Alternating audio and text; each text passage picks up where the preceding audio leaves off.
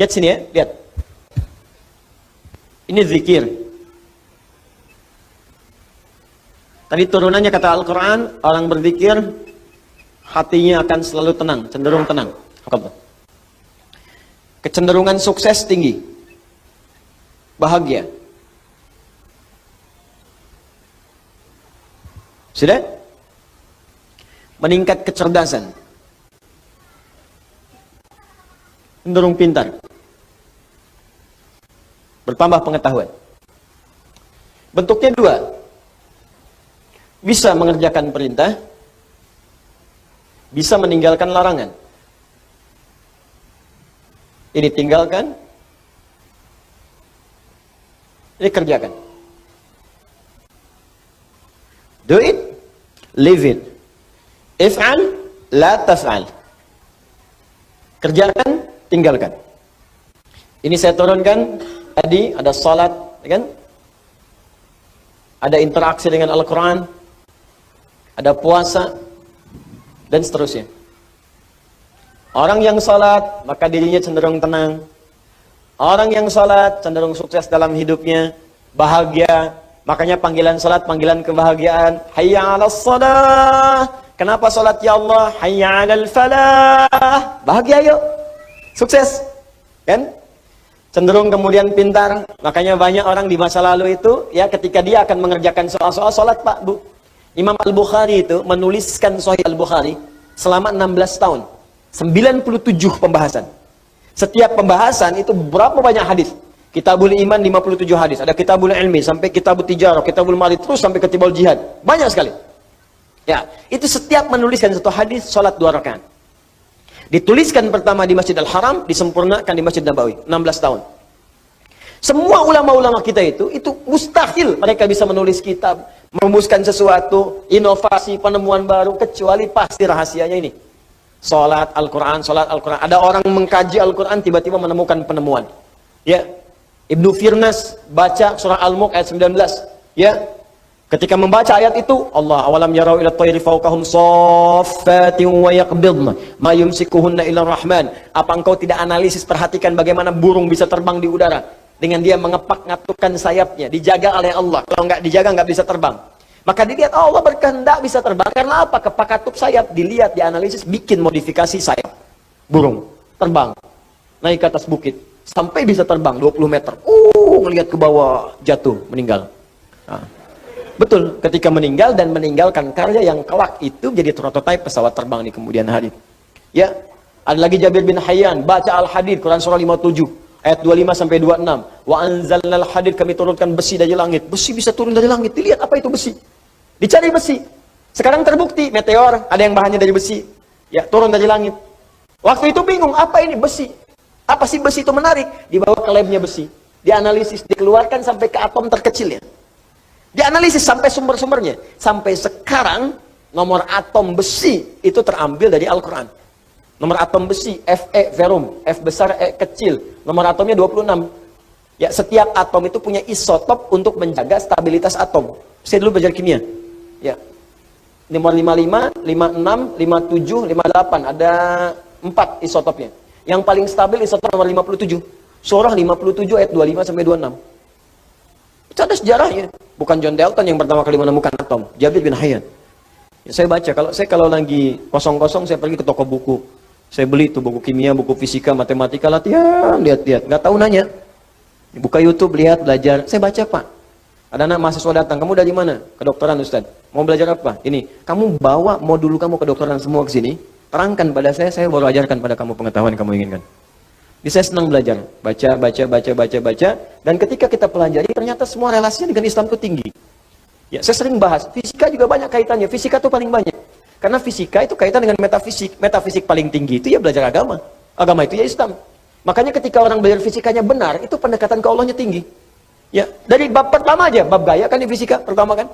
F1 sama dengan F2, gaya gerak sama dengan gaya dorong, apa yang masuk itu yang keluar, yang masuknya kecil, mukul kecil, maka bunyinya kecil, mukul besar, bunyinya besar. Imannya sedikit, amalnya sedikit. Imannya kuat, amalnya makin kuat. Ya. Hukum gayanya, gaya berbanding lurus dengan tekanan, F berbanding lurus dengan P. Ketika orang ingin bergaya menunaikan ibadah, tidak akan luput dari tekanan. Ada hambatan. Apa di antara hambatannya? Banyak. Ada hambatan pribadi, hambatan di tengah. Mau berangkat ke masjid tiba-tiba hujan. Bagaimana mengatasinya? Rumusnya turunkan. Mau ke masjid hukum jamak qashar, S sama dengan V dikali T. Jarak, ya, kecepatan dikalikan dengan waktu. Ya, mencari kecepatan S sama dengan S dibagi T, V sama dengan S dibagi T. Jadi ketika kita mau ngukur ke Bandung, kecepatannya berapa supaya nggak dikosor? Nyampe. Makanya kalau mau ke Semarang pakai pesawat karena kecepatannya tinggi, waktunya semakin cepat. Ya, berangkat kemudian jam 11, nyampe jam 12, zuhur aja belum. Apa yang mau dikosor? Jelas kan? Jadi kita belajar tuh begini, ditarik ke akhlak, nyambung. Akhlak, F, gaya berbanding lurus dengan tekanan, hukum Pascalnya. Gaya berbanding lurus dengan tekanan, semakin banyak gaya, semakin tertekan. Akhlak. Banyak pokoknya. Oh, pokoknya indah deh, kalau belajarnya benar tuh enak. Di fisika tuh nggak berhenti di kampus, di kuliahan, dibawa ke masjid, masih diterapkan fisika. Ya, hukum hambatan, gaya Ohm, macam-macam. Enak pokoknya kelihatannya. Di Thomas Alva Edison itu kalau baca surat An-Nur aja, ayat 35, udah selesai tuh, nggak akan sampai 1000 kali bikin bohlam. Oleh al-misbahu fi rujajah. Ya, kalau mau terang itu mesti ada rujajah, ada kaca. Nggak bisa begitu aja, bisa meletus, bisa hancur terus-terusan. Itu kan dia yang ke 1000 itu bikin kaca pelapis jadi bohlam. Baca satu ayat selesai. Itu. Kenapa jadi ke sini? Ini perintah. Ada yang kedua, sifatnya berbentuk larangan. Apa namanya? Larangan. Ini tenang, ini sukses, ini bahagia. Jadi ada yang sifatnya larangan. Pertama kata Allah, tinggalkan zina. Di surat Cahaya. Fokus. Cara berpikirnya begini. Perhatikan cara berpikirnya. Ini kebanyakan orang cuma baca. Tapi formulasinya nggak dipahami. Sehingga parameter tingkat keberhasilan mengkaji ayatnya itu nggak muncul. Cuma jadi pengetahuan tersimpan di pikiran kita, amalnya nggak ada. Di bacaan Nur, zina masih terus saja dikerjakan. Zina mata, zina telinga, zina lisan. Ya, bacaan Nur, ada yang korupsi, ada yang mencuri, ya, ada yang menipu, ada yang nyogok. Padahal ayatnya jelas. Maka dari itu, lihat perbandingan terbaliknya. Orang mengerjakan perintah akan meraih ini. Orang meninggalkan larangan, maka ini akan cenderung terjaga. Hatinya tenang. Kesuksesan mudah didapat, kebahagiaan mudah diraih. Ketika yang dilarang dikerjakan, maka akan berdampak kepada jaminan yang tadi disebutkan. Zina, ketika zina dikerjakan, maka cenderung membuat hati tidak tenang. Makanya orang yang berzina nggak pernah tenang. Makanya zina dalam bahasa Arab, secara bahasa, az-zina. Zina fil lughati asy-syu'uru bid-dhiq. Makna zina secara bahasa yang pertama adalah perasaan yang sempit dalam jiwa. Zina itu bisa ditulis dengan dua cara. Begini, zai, kemudian nun, alifnya ke atas, ini bahasa orang Najdiyin, zina. Ada bahasa orang Hijaz, zai, kemudian nun, alifnya ke bawah begini, zina. Nah. Bisa ditulis dengan dua cara. Ini, alif, yang tadi saya sebutkan alif. Bisa begini, tegak, bisa begini, ke bawah. Az-zina fil lughati lahu ma'anin katsirah wa minha asy-syu'ur bid-dhiq. Zina secara bahasa memiliki banyak arti. Di antara makna yang paling populer yang pertama adalah perasaan yang sempit di dalam hati.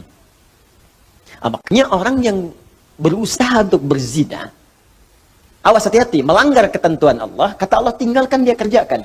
Itu pertama akan menyebabkan hatinya terasa sempit. Sering gelisah. Makanya jangankan mengerjakan yang secara istilah, benar-benar dikerjakan hubungan seksual. Baru mau muqaddimah saja, mata mau melihat gambar-gambar yang kotor, itu karena hatinya sempit, gelisah, gak mau ketahuan orang. Ya, sembunyi-sembunyi, bawah meja, ya, masuk ke kamar sendirian, gak mau orang lihat. Kenapa? Karena sempit.